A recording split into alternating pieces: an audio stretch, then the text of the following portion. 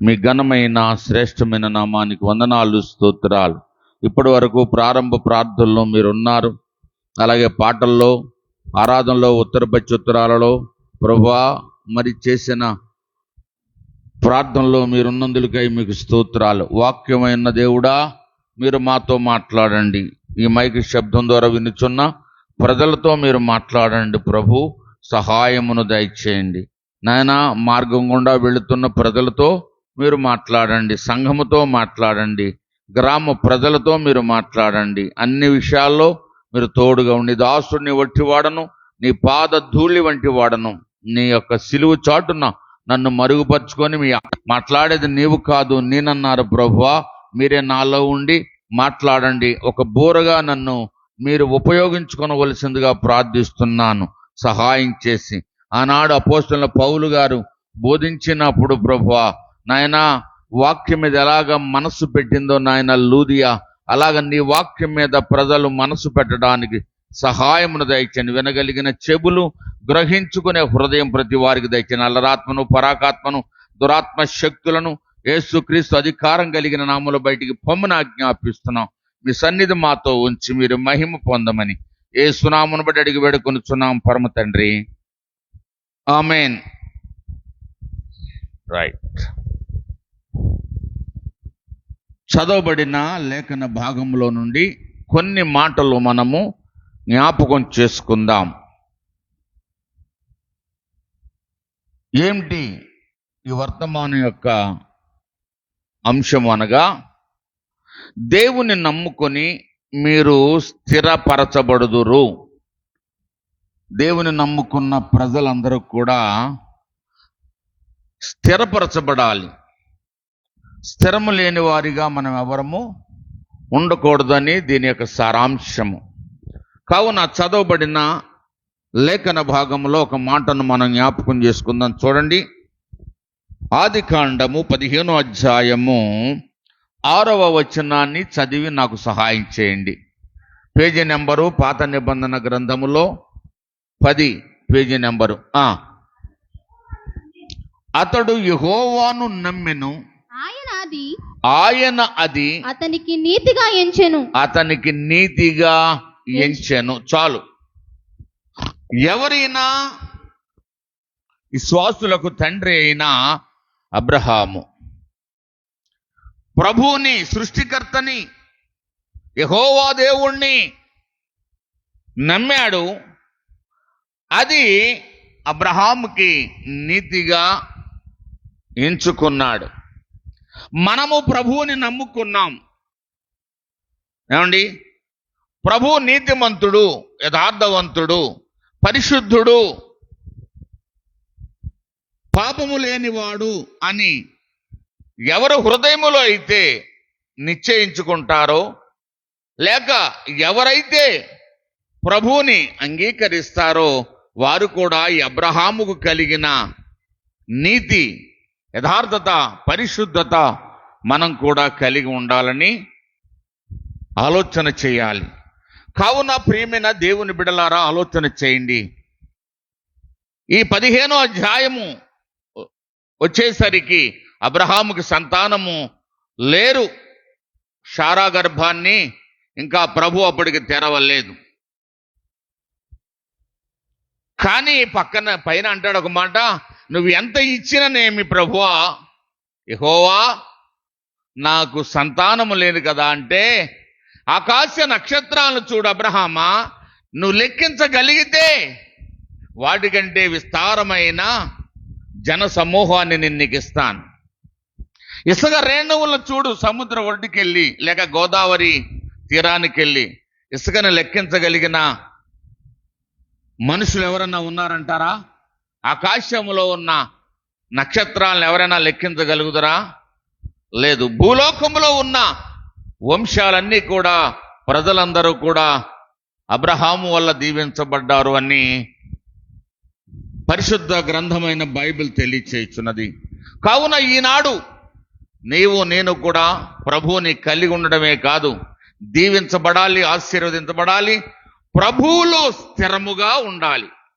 అది స్థిరము లేని భక్తి కొంతమందిలో కనబడుతున్నది ప్రియమైన దేవుని బిడ్డలారా, ఏదో నామకార్థ భక్తి కనబడుతున్నది. ఏదో వెళ్ళాము, వచ్చాము, బాప్తిసం తీసుకున్నాం, పాటలు పాడుతున్నాం, ఏదో వాక్యం వింటున్నాం, వచ్చేస్తున్నాం అనే దృక్పథంతో లేక ఆలోచనలో కొంతమంది ఉన్నారు. కొంతమంది అయితే వాక్యానుసారంగా జీవిస్తూ దేవుని యందు భయభక్తులు కలిగి అన్ని విషయాల్లో అబ్రాహాము వలె నమ్మకంగా ఉన్నవారు భూమి మీద కలిగి ఉన్నాం మనం. కావున ప్రియమైన దేవుని బిడ్డరా, నీవు నీ ఇంటి వారు లేక నీ కుటుంబము, నీ బిడ్డలు ఎలాగున్నారు? దేవునిలో నమ్మకముగా స్థిరముగా ఉన్నారా? ఒక్కసారి ఆలోచన చేసుకోండి. మనల్ని మనం పరీక్ష చేసుకోవాలి. ప్రియమైన దేవుని బిడ్డరా, ఆలోచన చేయండి, గమనించండి. ఈ యొక్క ఉదయకాలములో పరిశుద్ధాత్మ దేవుడు మనతో మాట్లాడుతున్నారు. ఏమండి? అలాగే అదే ఆదికాండము 17వ అధ్యాయము 2, 3, 4, 5, 6 వచనాలు 7వ వచనం వరకు చదువుకుందాం. నాకును మీకును మధ్య నా నిబంధనను నియమించి నిన్ను అత్యధికముగా అభివృద్ధి పొందించదనని అతనితో చెప్పాను. అబ్బా, ఎంత గొప్ప మాట ప్రియ సోదరుడా, సోదరి. ఎప్పుడైతే నువ్వు దేవుల్లో స్థిరముగా ఉంటావో, ఎప్పుడైతే నీవు దేవుల్లో నమ్మకంగా యథార్థంగా ఉంటావో, అప్పుడు ఏం చేస్తాడట? నాకును నీకును మధ్య నా నిబంధనను నియమించి నిన్ను అత్యధికముగా అభివృద్ధి పొందించేదనని అతనితో చెప్పాను. అభివృద్ధి పొందాలి నువ్వు అన్ని విషయాలలో. ఇంటిలో అభివృద్ధి, ఏమండి, పొలములో అభివృద్ధి, వ్యాపారములో అభివృద్ధి, ఉద్యోగములో, చదువులలో, చేసే పనులన్నిటిలో కూడా నువ్వు అభివృద్ధి పొందాలి. నువ్వు బయటికి వెళ్ళినప్పుడు దీవించబడాలి, లోపలికి వచ్చినప్పుడు దీవించబడాలి అనేది దేవుని యొక్క ఉద్దేశము, ప్రభు యొక్క చిత్తము. ప్రియమైన దేవుని బిడ్డరా, నువ్వు అభివృద్ధి పొందుతున్నావా? నీ బిడ్డలు అభివృద్ధి పొందుతున్నారా? ఆశీర్వదించబడుతున్నారా? దేవుని మాటను వింటున్నావా? స్థిరముగా నీవు ఉన్నావా? ప్రియ సోదరుడా, సోదరి, ఆలోచన చేయి, గమనించు. కావున ఈ యొక్క ఉదయకాల సమయంలో దేవుడు మనతో మాట్లాడుతున్నాడు. 3వ వచనంలో ఏమంటున్నాడు? అబ్రాము సాగిలపడి ఉండగా దేవుడు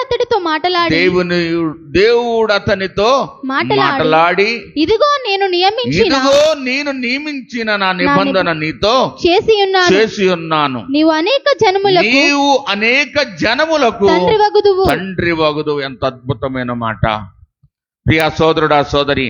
అబ్రహాము సాగిలపడ్డాడు. దేవుని ఎదుట లేక దేవుని సన్నిధిలో నీవు సాగిల పడుతున్నావా? ప్రియ సోదరుడా, సోదరి, ఆలోచన చేయి, గమనించు. నీవు దేవునికి భయపడే బిడ్డవైతే, కుటుంబం అయితే దేవునికి నీవు సాగిల పడతావు. ప్రియ సోదరుడా, సోదరి, ఆలోచన చేయి, గమనించు. ఈ యొక్క ఉదయకాల సమయంలో మనము సాగిల పడాలి ప్రభు దగ్గర. అన్ని విషయాల్లో నువ్వు దేవుని ఎదుట సాగిల పడితే దేవుడు అంటున్నాడు ఇక్కడ, దేవుడు అతనితో మాట్లాడిదిగో నేను నియమించిన నా నిబంధన నీతో చేసి ఉన్నాను. నీవు అనేక జనములకు తండ్రి వగుదువు. 5వ వచనం. మరియు ఇక మీదట నీ పేరు అబ్రాము అనబడదు. నిన్ను అనేక జనములకు తండ్రిగా నియమించితిని గనుక నీ పేరు అబ్రహాము అనబడును. అబ్బబ్బబ్బా, అంతకు ముందు అబ్రాము అనగా 3 అక్షరాలే. దేవుడు అబ్రహామును దీవించుట ప్రారంభించిన తర్వాత అబ్రహాముగా అంటే ఒక అక్షరము పెరిగింది. హా ఇదివరకు మాటలో ఉండదు, ఇప్పుడు హా కలుపుతాడు. అంటే అనేక జనములకు నువ్వు తండ్రి వగుదవు అని అబ్రహాముని దేవుడు దీవించాడు. ఈనాడు నిన్ను నీ కుటుంబాన్ని దీవించాలి అంటే అబ్రహాము వలె నువ్వు ప్రతి విషయంలో సాగిలపడాలి. నువ్వు లోకానికి సాగిల పడుతున్నావేమో, లోక ఆచారాలకు సాగిల పడుతున్నావేమో, లోకములో ఉన్న మనుషులకు సాగిల పడుతున్నావేమో. ప్రియ సోదరుడా సోదరి, ఒక్కసారి ఆలోచన చేయి. దేవునికి మాత్రమే అబ్రహాము సాగిల పడ్డాడు, ఇంకెవ్వరికి తల వంచలేదు. నువ్వు అనేకులకు తల వంచేస్తున్నావు, చిన్నదానికి పెద్దదానికి. మా కులమేమనుకుంటారో, మా ఇరుగు పొరుగు వారు ఏమనుకుంటారో, మా వాళ్ళు ఏమనుకుంటారో, ఇది పెట్టుకోపోతే ఏమనుకుంటారో, ఇది పెట్టకపోతే ఏమనుకుంటారో, పిలిచి ఇలాగా చేయకపోతే ఈ ఆచారాలు, ఈ పద్ధతులు ఎప్పటి నుంచో వస్తున్నాయి కదా, వీటన్నిటినీ చెయ్యాలి కదా, చేయకపోతే మా బంధువుల మధ్యన నన్ను చిన్న చూపు చూస్తారు. నువ్వెవరికి సాగిల పడుతున్నావు? లోకానికా? లోకములో ఉన్న ఆచారాలకా? బంధువులకి, స్నేహితులకి, కులస్తులకా? లేక ఇరుగు పొరుగు నువ్వు సాగిల పడుతున్నావు? అయితే దేవుడు చెబుతున్నాడు, వీటికి ఎవరూ మీరు సాగిల పడద్దు. అబ్రహాము దేవుని దగ్గరే సాగిల పడ్డాడండి. అందుకనే అబ్రహాముని ఇసుక రేణువుల వలె, ఏమండి, లేక ఆకాశ నక్షత్రముల వలె దేవుడు అబ్రహాముని దీవించాడు. మనుషులకు సాగిల పడలేదు, ఏమండి, కులస్తులకు లేక మతస్థులకు లేక గ్రామస్తులకు సాగిల పడలేదు, ఆ దేశానికో సాగిల పడలేదు. అబ్రహాము ఏ దేశం వెళ్ళినా, ఏ పట్టణం వెళ్ళినా వాళ్ళ ఆచారాలకు సాగిల పడలేదు.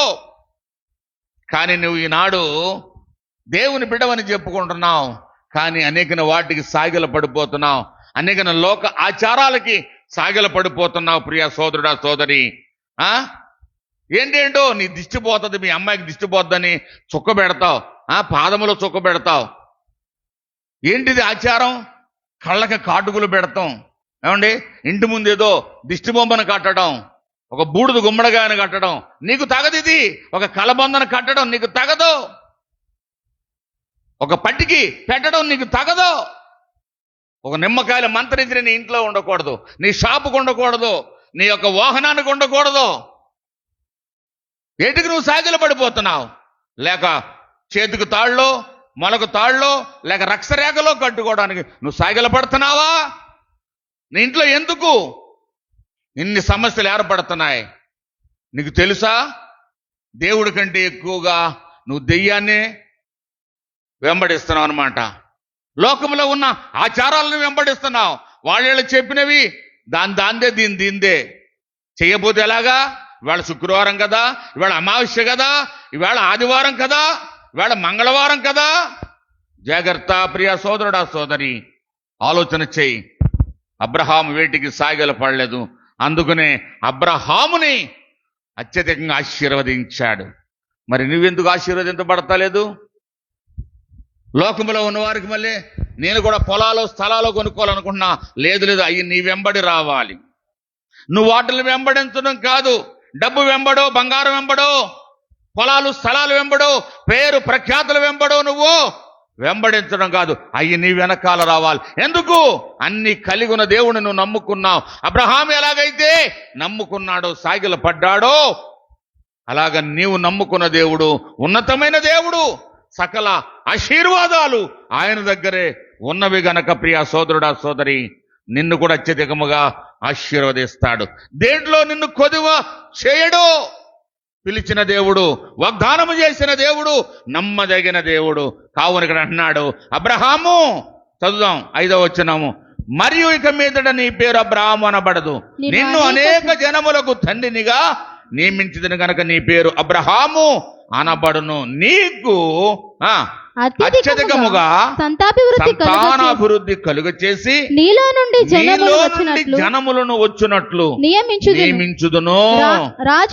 రాజులను నీలో నుండి వచ్చేదారు. ఎవరు వస్తారట? ప్రజలు వస్తారు అబ్రహాములో నుండి. రాజులు వస్తారు ఈ లోకాన్ని, ఈ రాజ్యాలను పరిపాలన చేసేవారు. ఆలోచన చేయండి.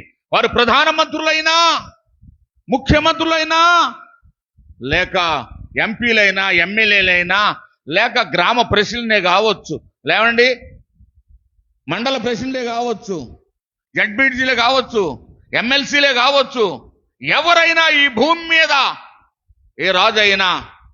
మొన్న బాబు మలేషియా వెళ్ళాడు కదా, ఆ దేశంలోనంట ప్రతి వారి ఇంటిలో ఆ దేశం యొక్క పరిపాలన చేస్తున్న ఆ దేశ అధినేత అతని కుమారుడు ఫోటో కంపల్సరీ ఆ ఇంట్లో ఉండాలట.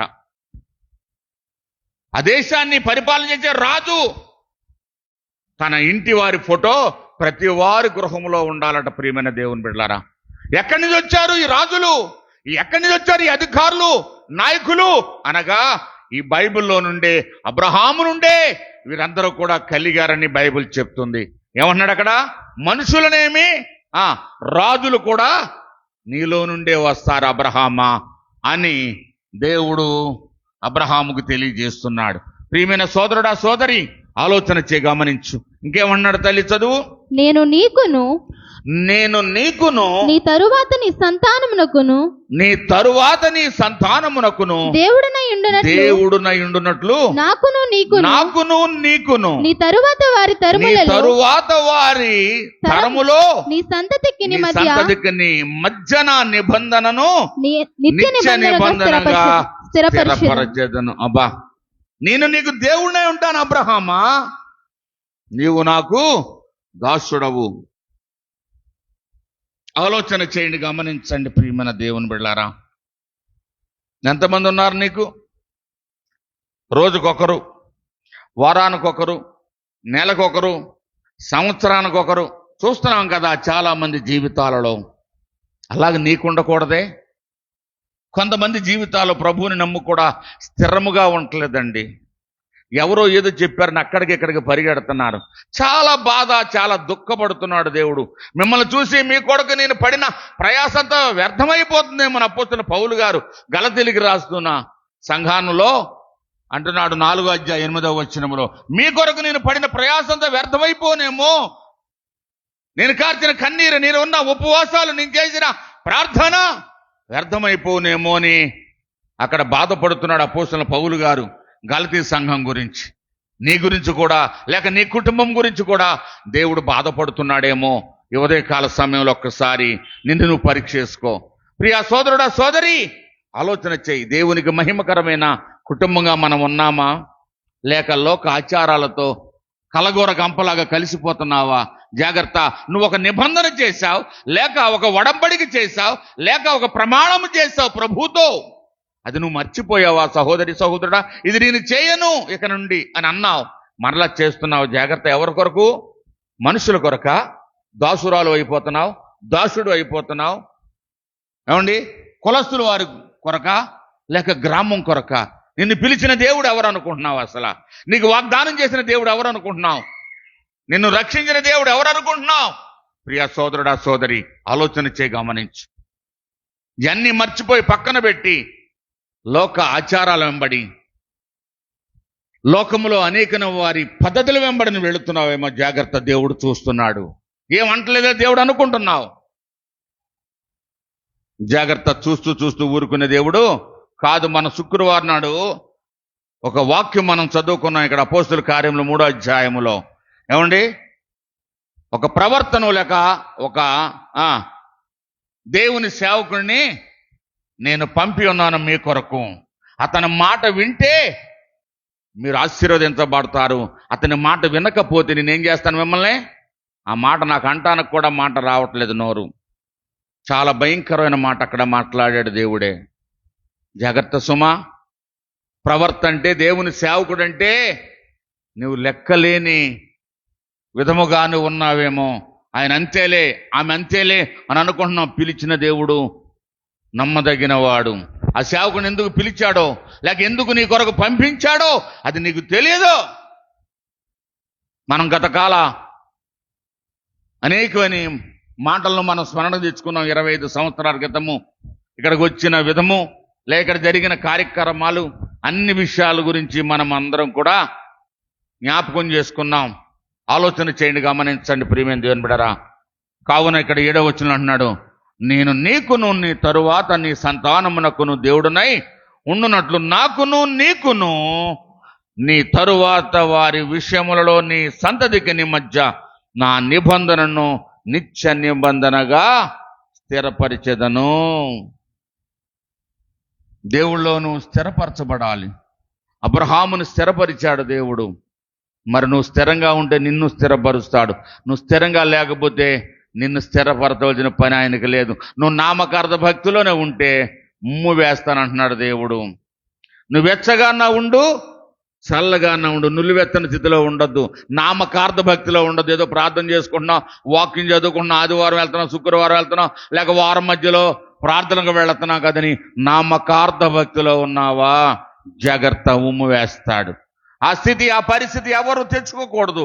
ప్రియమైన దేవుని బిడ్డ, వెచ్చగానే ఉండు, చల్లగానే ఉండు, లోకంలోనూ ఉండు, లేక దేవుళ్ళలోనన్నా ఖచ్చితంగా ఉండు. బ్రతికిన 4 రోజులు కూడా ప్రభు కొరకు రోషము కలిగి నువ్వు జీవించాలి. ఒక ఇర్మియా వలె, ఒక యెషయా వలె, ఒక అబ్రహాము వలె, ఒక యెహోషువ వలె, ఒక అపోస్తలుడైన పౌలు వలె నిన్ను జీవించాలి తప్ప లోకముతో రాజీ పడకూడదండి. లోకముతో కలిసిపోకూడదు.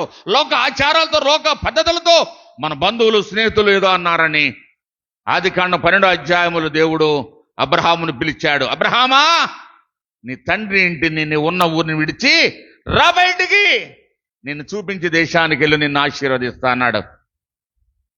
అలాగ నిన్ను లోకములో నుండి, లోక ఆచారాల నుండి, లోక పద్ధతుల్లో నుండి, కులమనే కుల కట్లలో నుండి కూడా దేవుడు నన్ను బయటికి లాగాడు.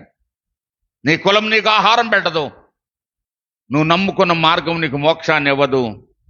ప్రియా సోదరుడా, సోదరి, నేనే మార్గము, సత్యము, జీవమని చెప్తున్నా. యేసయ్య ద్వారా మాత్రమే ఆ స్వర్గం అనే పరలోకానికి వెళ్ళగలుగుతావు.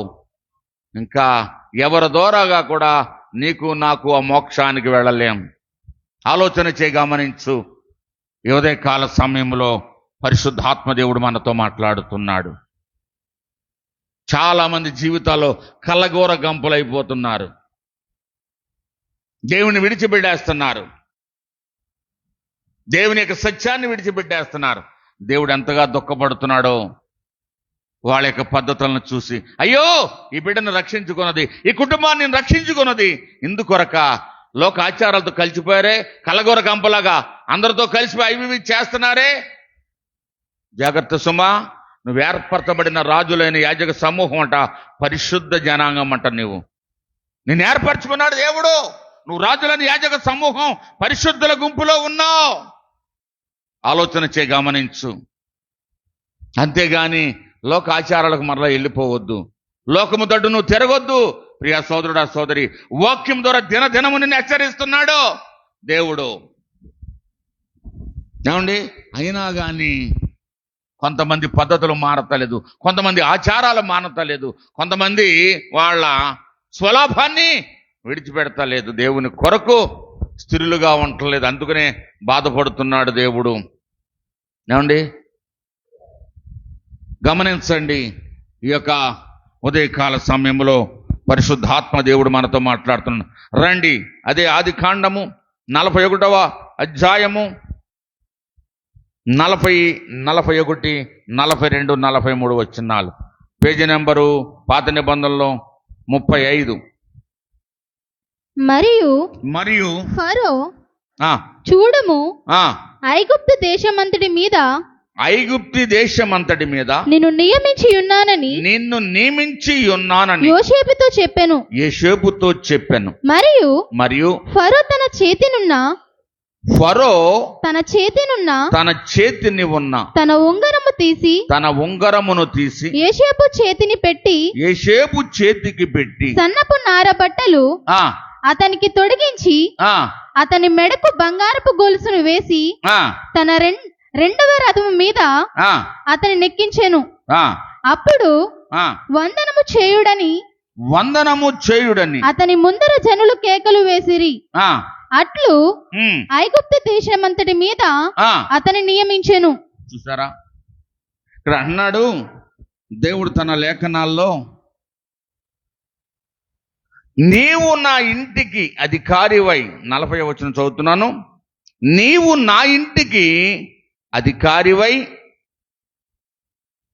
ఉండవలెను, నా ప్రజలందరూ నీకు విధేయులయ్యుందురు, సింహాసన విషయములో మాత్రమే నేను నీకంటే పైవాడనై యుందునని యోసేపుతో చెప్పాను.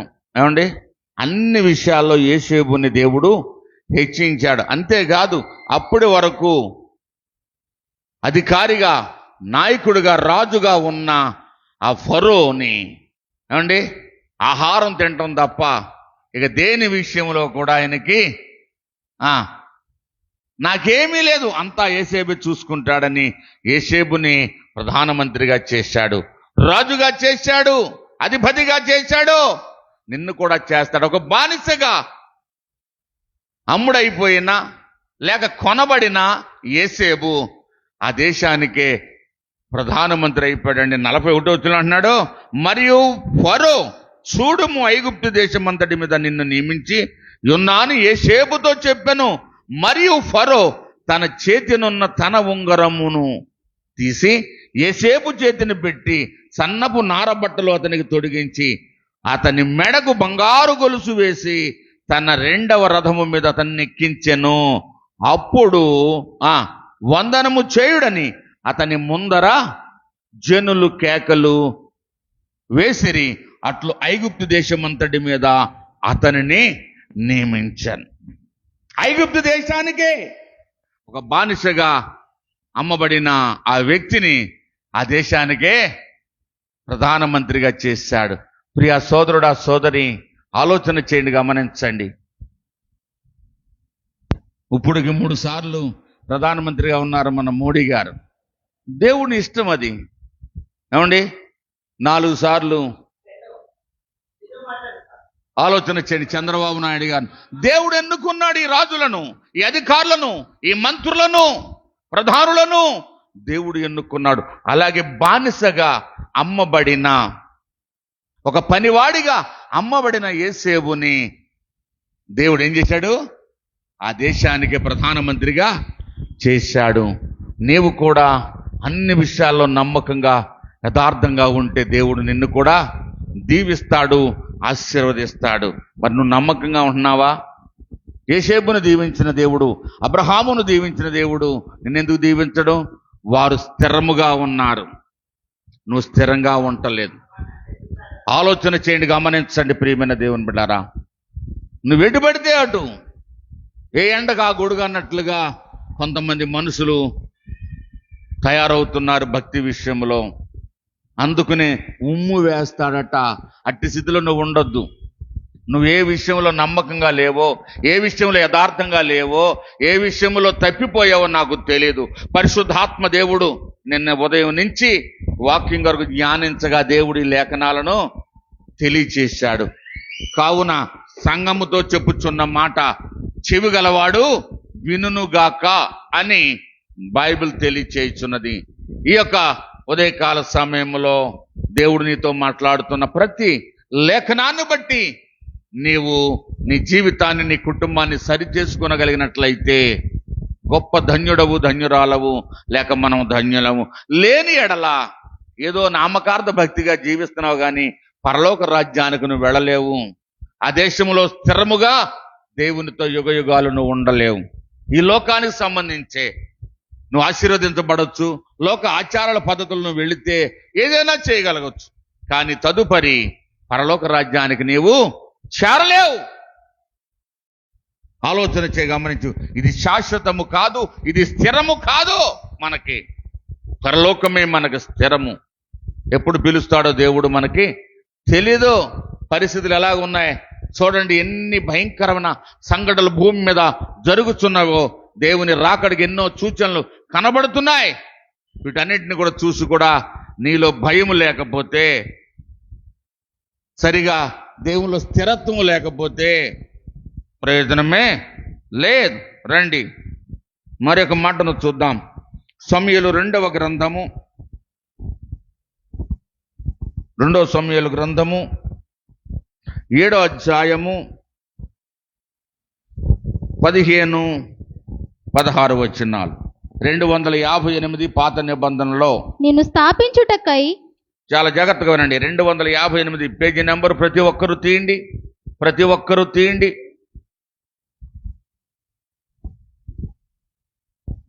చదువు తల్లి. నిన్ను స్థాపించుటకై నేను కొట్టివేసిన సౌలునకు నా కృప దూరమైనట్లు అతనికి నా కృప దూరము చేయను. నీ మట్టుకు ఆ, నీ సంతానమును ఆ, నీ రాజ్యమును ఆ. నిత్యము స్థిరమగును. నిత్యము దేవునిలో నీవు నేను స్థిరముగా ఉండాలని దేవుడు కోరుకుంటున్నాడు. చూసారు అక్కడ ప్రియమైన దేవుని 15వ వచనంలో ఏమని చెప్తున్నాడు చూడండి. నిన్ను స్థాపించుటకై నేను కొట్టివేసిన సౌలునకు నా కృప నా కృప దూరమైనట్లు అతనికి నా కృప దూరము చేయను. నీ మట్టుకు నీ సంతానమును నీ రాజ్యమును నిత్యము స్థిరమగును. నీ సింహాసనము నిత్యము స్థిరపరచబడును అనెను. చూసారా, రాజ్యం కూడా స్థిరంగా ఉంటది, దేశం స్థిరంగా ఉంటది. ఆలోచన చేయండి, గమనించండి. నువ్వు స్థిరంగా ఉన్నావా?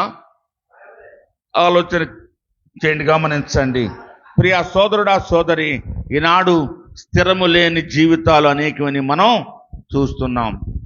దేవుని నిలకడ లేని వారిని చూస్తున్నాం. ఏదో ఒక వారము, 7 వారాలు, లేక 14 వారాలు, 21 వారము, లేక 28 వారాలు, లేక సంవత్సరాలు, ఎక్కడికో నాగపట్నము, గౌరీపట్నము సంవత్సరానికి ఒకసారి మొక్కులు ఇచ్చుకునేవారు ఉన్నారు గుణదలో. కానీ అది స్థిరమైన భక్తి కాదు, స్థిరమైన విశ్వాసము కాదు. ప్రియ సోదరుడా సోదరి, నువ్వు స్థిరముగా ఉండాలని దేవుడు కోరుకుంటున్నాడు. నీ రాజ్యము స్థిరంగా ఉండాలి, నీ కుటుంబం స్థిరంగా ఉండాలి, దేవునిలో ఫలించాలి, అభివృద్ధి చెందాలి, అనేకులకు దీవెనకరంగా ఆశీర్వాదకరంగా మనము ఉండాలని దేవుడు కోరుకుంటున్నాడు. ఉంటున్నావా? అదే అధ్యాయము 29వ వచనం చూడండి. అదే 7వ అధ్యాయం 29వ వచనం. దయచేసి నీ దాసుడైనా, చూడండి, దయచేసి నీ దాసుడనైనా నా కుటుంబము నిత్యము నీ సన్నిధిని ఉన్నట్లుగా దానిని ఆశీర్వదించుము. నిత్యము. అంటే వారమా, 2 వారాల, 3 వారాల, 4 వారాల, 5 వారాల, 6 వారాల, 7 వారాల, 14 వారాల కాదే, నిత్యము స్థిరముగా ఉండాలని దేవుడు కోరుకుంటున్నాడు. దావీదు అంటున్నాడు, ప్రభువా నా కుటుంబం నిత్యము నీ సన్నిధిలో ఉండునట్లు దాన్ని మీరు స్థిరపరిచి ఆశీర్వదించండి. నీ బిడ్డలు స్థిరంగా ఉన్నారా ప్రభువులో?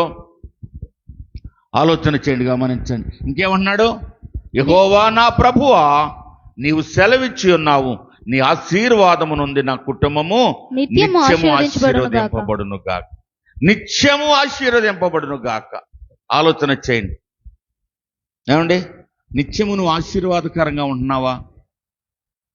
ఆలోచన చేయండి, గమనించండి. ఇర్మియా గ్రంథము 29వ అధ్యాయము 5వ వచనం. ఇర్మియా గ్రంథము 29వ అధ్యాయము 5వ వచనం.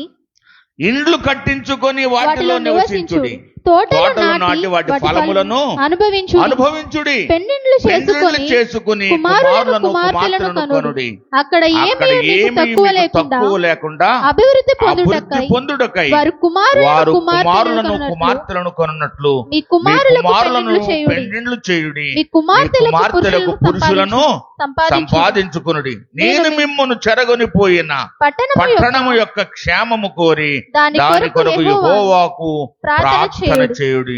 దాని క్షేమము మీ క్షేమమునకు కారణమగును. ఇశ్రాయేలు దేవుడు సైన్యములకు అధిపతి యెహోవా ఇలాగు సెలవిచ్చుచున్నాడు. జాగ్రత్త. నువ్వు ఇళ్ళు కట్టుకో, తోటలు నాటుకో, చెట్లు ఫలాలు అనుభవించు, నీ పిల్లలను కను, పిల్లలకు వివాహాలు చేయి, బిడ్డల్ని నీ సంతాన అభివృద్ధి చేసుకోమని ప్రభువే చెప్తున్నాడు. ప్రియమైన దేవుని బిడ్డలారా, ఆలోచన చేయండి, గమనించండి. నువ్వు అభివృద్ధి పొందాలని, నీ మందలు, నీ దుక్కుడెద్దులు, నీ పొలము, నీ వ్యాపారము, నీ ఉద్యోగం, బిడ్డల చదువులు అభివృద్ధి పొందాలని, ఆశీర్వదించబడాలని దేవుడు కోరుకుంటున్నాడు. అయితే నువ్వు స్థిరముగా దేవునిలో ఉండాలి. ఈ లోక పద్ధతుల ప్రకారం నువ్వేదో సంపాదించి నీ బిడ్డలకు ఇవ్వాలని చూడొద్దు. దేవుడు అన్నీ ఇస్తాడు నీ బిడ్డలకి, నా బిడ్డలకి. ఏది కొదువు చేయడు ఆయన నమ్ముకున్న వారికి. అయితే మనం స్థిరముగా ఉండాలి. ఏమండి, ఆలోచన చేయండి, గమనించండి. మొన్న మా బంధువులు ఒక చోట చేరుకున్నాం మేము, వేమగిరిలో. ఒక ప్రార్థనా కూడిక జరిగింది. కావున అక్కడ అందరం కూడుకున్నప్పుడు వాళ్ళ మధ్య ఒక సంభాషణ వచ్చింది. ఈ రోజుని ఎక్కడికి వెళ్ళినా మంచి గృహాలు, మీకు ఇచ్చారు అని పాశమ్మ గారితో వాళ్ళ చెల్లెళ్ళు అక్కలు అంటున్నప్పుడు నాకు చాలా ఆశ్చర్యం కలిగిందని. మేనత్తలు అందరూ ఉన్నారు. ఎక్కడికి వెళ్ళినా కానీ దేవుని మహాకృపను బట్టి, వాడపల్లె కావచ్చు అండి, రావులపాలెమే కావచ్చు, లేక ఓబలంకే కావచ్చు, లేక అటు వేమగిరే కావచ్చు, ఎక్కడికి వెళ్ళినా నిజమే కదా. ఇండ్లు కట్టించుకోండి, ఇండ్లు కట్టించుకోవద్దని దేవుడు చెప్పలేదే. తోటలు నాటొద్దు ఏమండి, వరి నాట్లు వేయొద్దు అని దేవుడు చెప్పలేదే. వేసుకోండి, ఫలాలు ఫలించండి, ఆ చెట్ల యొక్క ఫలాలు కూడా మీరు భుజించండి అన్నాడు.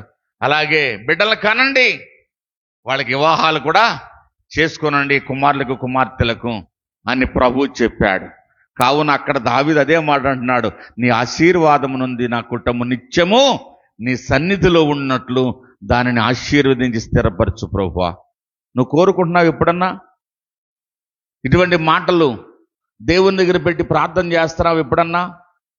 వాళ్ళకంటే వీళ్ళకంటే ఇరుక్కంటే పొరుక్కంటే నేను నా పిల్లలు బాగోవాలి, చదువుల్లో బాగోవాలి, బంగారంలో బాగోవాలి, ఎండిలో బాగోవాలి, పొలాల్లో స్థలాల్లో బాగోవాలి, మేడమిద్దులో బాగోవాలి. ఇది వద్దు. ఇవన్నీ నీ వెనకాల పరిగెత్తుకు రావాలి. అబ్రహాముని పిలిచాడు ఆదికాండం 12వ అధ్యాయంలో. అబ్రహాం ఎంబడి ఇవన్నీ కూడా వచ్చినాయి. ఏమండి, 100 కొలది పనివారట. అబ్రహాముకి తెలుసా మీకు? ఎంతో ఆస్తిపరుడండి. తన భార్య చనిపోతే సమాధి చేయడానికి స్థలము కూడా ఎవరిని ఉచితంగా తీసుకోలేదు, నూలు పోకు కూడా ఎవరిది ఆశించలేదు. నువ్వు మా మధ్యన మహారాజు అయ్యా, నీకేం కావాలంటే అది తీసుకోమన్నారు. కానీ అబ్రహాం ఎవరిది నూలు పోగు ఆశించలేదు. మనం ఎవరిది, ఇరుగుది, పొరుగు వారిది, నీ బంధువులది, స్నేహితులది ఎవరిది నువ్వు పూచుకు పుల్ల కూడా ఆశించొద్దు, 1 రూపాయి కూడా ఎవరిది ఆశించొద్దు. నిన్ను నీ బిడ్డలను దేవుడు ఆశీర్వదిస్తాడు, అభివృద్ధి పొందుతారు నీ బిడ్డలు అన్ని విషయాల్లో. ఆలోచన చేయి, గమనించు. దేంట్లో తక్కువ కాదు. ఎప్పుడు నువ్వు స్థిరముగా ఉన్నప్పుడు, నువ్వు నమ్మకంగా ఉన్నప్పుడు, నువ్వు యథార్థంగా ఉన్నప్పుడు, నువ్వు పరిశుద్ధంగా ఉన్నప్పుడు, నీ కుటుంబం పరిశుద్ధంగా ఉన్నప్పుడు. అబ్రహాముని, నోవాహుని దీవించిన దేవుడు, యెహోషువని దీవించిన దేవుడు నిన్ను, నీ కుటుంబాన్ని దేవుడు దీవిస్తాడు, ఆశీర్వదిస్తాడు, అనేకులకు దీవెనకరంగా ఆశీర్వాదకరంగా చేస్తాడు. ప్రియమైన దేవుని బిడ్డలారా, ఆలోచన చేయండి, గమనించండి. రండి మరొక మాటను చూద్దాం. యోబు గ్రంథము 42వ అధ్యాయము 12-13 వచనాలు. పేజీ నెంబరు 452 పాత నిబంధనలో యోబు గ్రంథము 42వ అధ్యాయం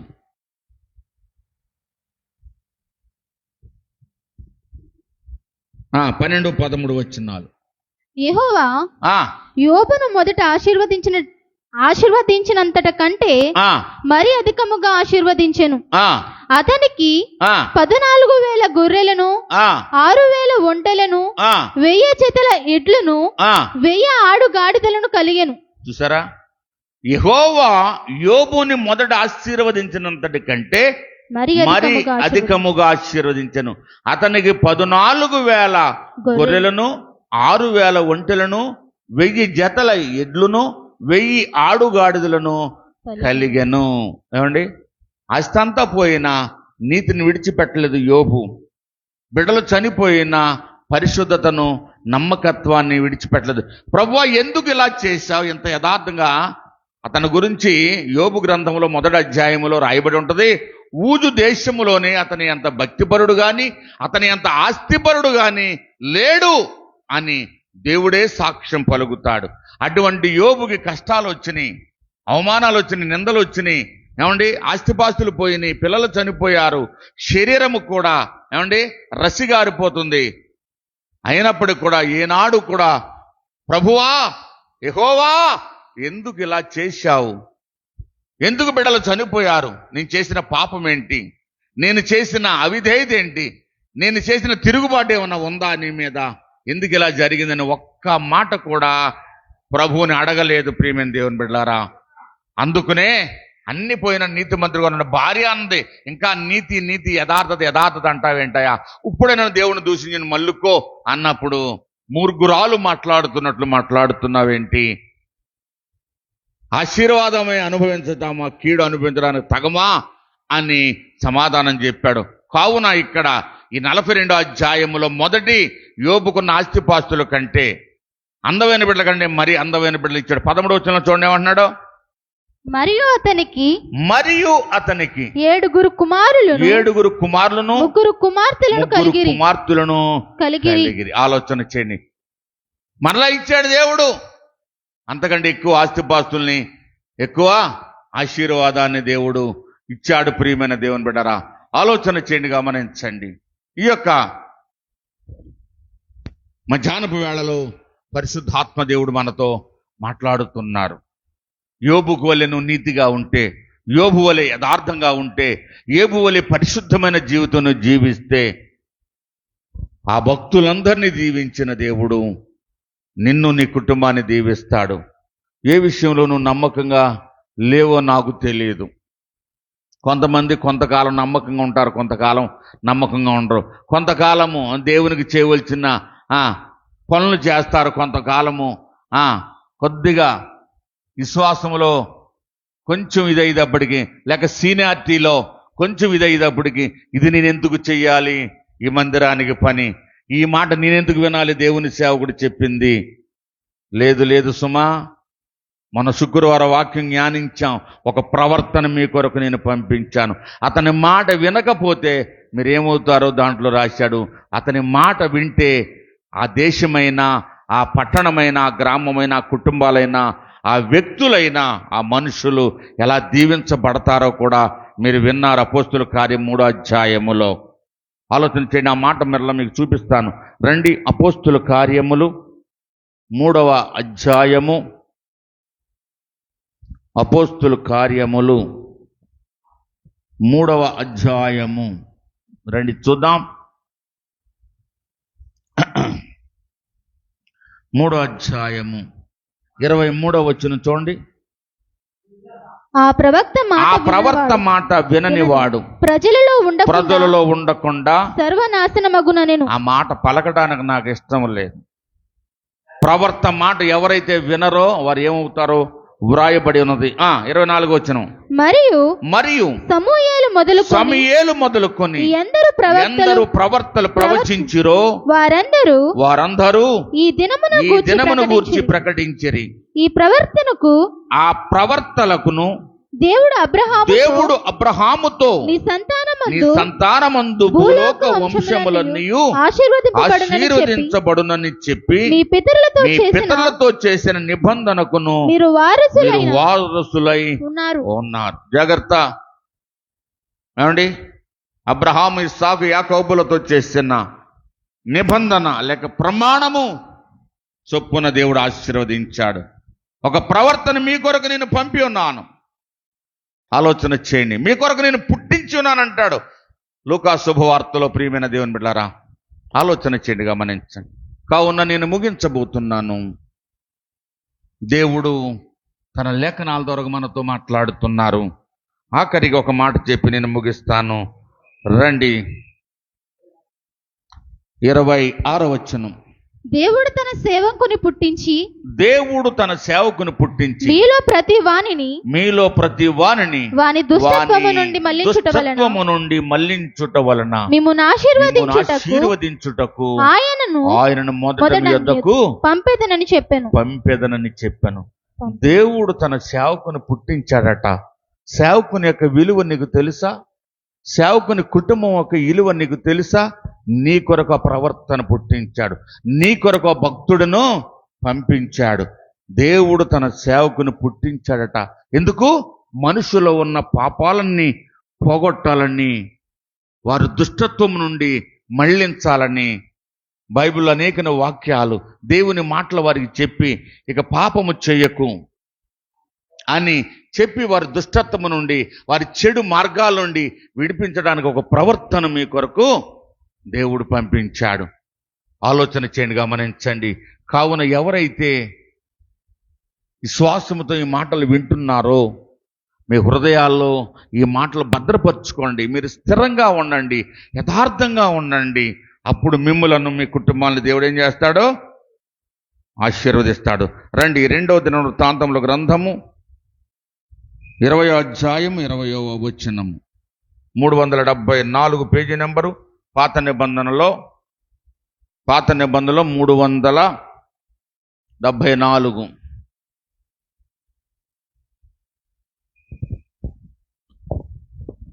రెండవ దినవృత్తాంతములు 20:20 అంతటా వారు ఉదయమునే లేచి తేకోవ అరణ్యమునకు పోయిరి.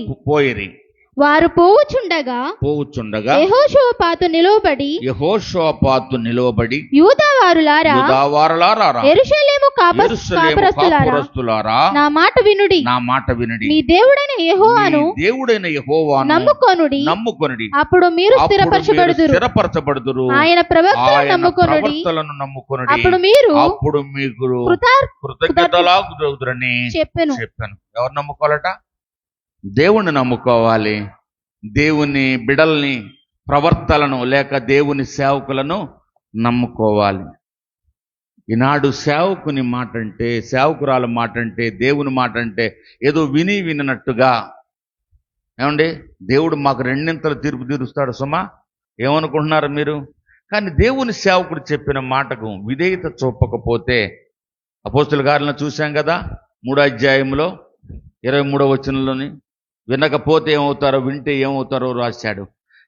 26వ వచనం ఏమన్నాడు? మీ కొరకు ఒక దేవుని సేవకుడు నేను పుట్టించానన్నాడు. ఇక్కడ అంటున్నాడు దేవుని నమ్ముకోనండి అంటున్నాడు. అలాగే దేవుని ప్రవర్తనను నమ్ముకోనండి. మీరు స్థిరంగా ఉంటారు, మీ కుటుంబాలు స్థిరంగా ఉంటాయి, మీ గ్రామాలు, పట్టణాలు, మండలాలు, నియోజకవర్గాలు, జిల్లాలు, రాష్ట్రాలు, దేశాలు స్థిరంగా ఉంటాయి. ప్రవర్త అంటే లేక దేవుని సేవకుడు అంటే లెక్కలేని వారికి ఈనాడు ఉన్నాడు. ఎందుకు ఏర్పరచుకున్నాడో మీకు తెలియదు.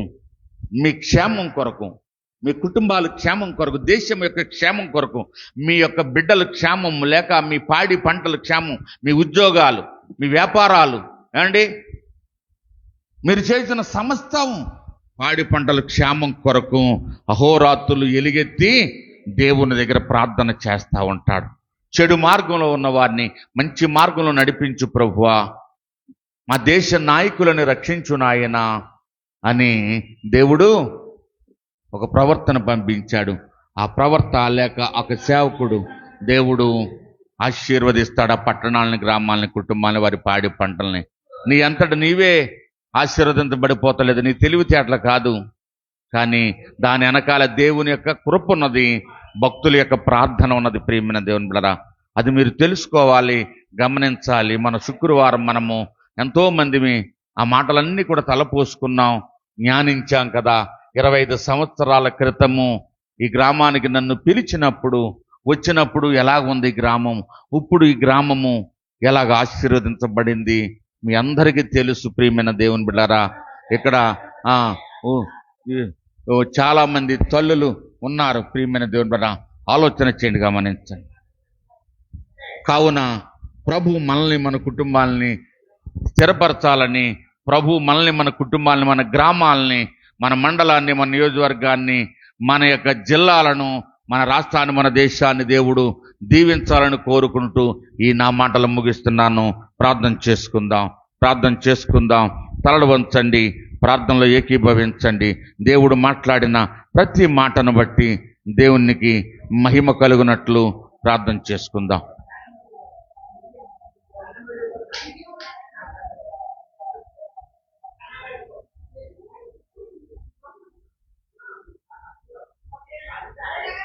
కూర్చోండి.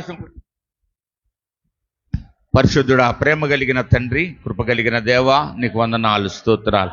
ఇప్పటి వరకు జరిగిన ఈ యొక్క ఆరాధన అంతట్లో తోడుగా ఉన్నారు, వాక్య పరిచర్లు మీరు ఉన్నారు. అందును బట్టి మీకు స్తోత్రాలు. ఏమి ఇచ్చినా మీ రుణం మేము తీర్చలేం ప్రభా.